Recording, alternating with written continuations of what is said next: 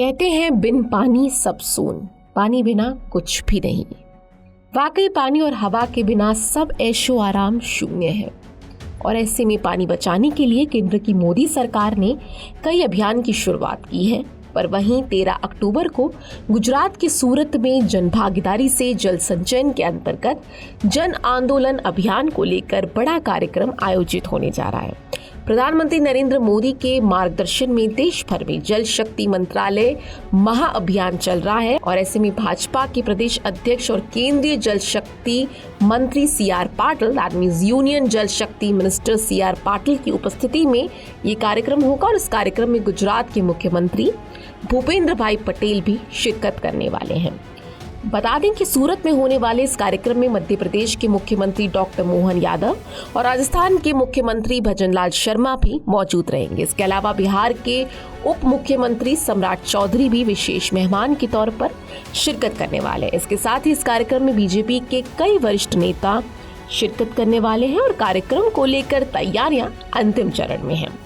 तो दरअसल गुजरात लोकप्रिय प्रधानमंत्री नरेंद्र मोदी के सुशासन के 23 साल मना रहा है और ऐसे में इस कार्यक्रम की अहमियत और ज्यादा बढ़ जाती है, क्योंकि प्रधानमंत्री नरेंद्र मोदी जब गुजरात के मुख्यमंत्री थे तब गुजरात के कोने कोने तक पानी पहुंचाने का संकल्प उन्हीं के अथक प्रयासों से पूर्ण हुआ। और ऐसे में जब प्रधानमंत्री नरेंद्र मोदी ने जन भागीदारी से जल संचय, दैट मींस वाटर कंजर्वेशन का जो मूल मंत्र दिया है वह अब एक जन आंदोलन का स्वरूप ले रहा है। संभावना जताई जा रही है कि सूरत में होने वाले इस कार्यक्रम से पूरे देश में जल संचय का विशेष संदेश पहुंचेगा। पर आप समझते हैं कि ये क्या है जल संचय जन भागीदारी पहल और आखिर इस पहल की शुरुआत करने की जरूरत क्यों पड़ी।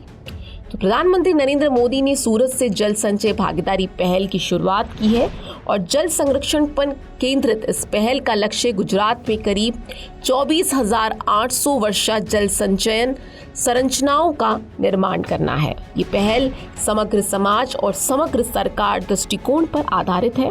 मैं आपको बता दूं, भारत में जल संकट की स्थिति तो विश्व की 18% जनसंख्या भारत में है, लेकिन यहाँ जल संसाधन वाटर रिसोर्स की उपलब्धता महज 4% है, 4% है।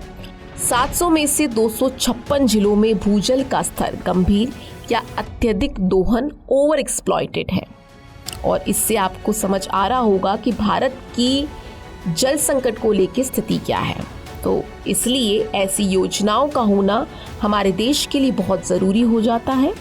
तो इस पहल से जुड़कर हम सब मिलकर जल का संरक्षण कर सकते हैं। तो आइए हम सभी अपने अपने स्तर पर जल बचाने का संकल्प लें और इस जन आंदोलन का हिस्सा बने, क्योंकि जल ही जीवन है।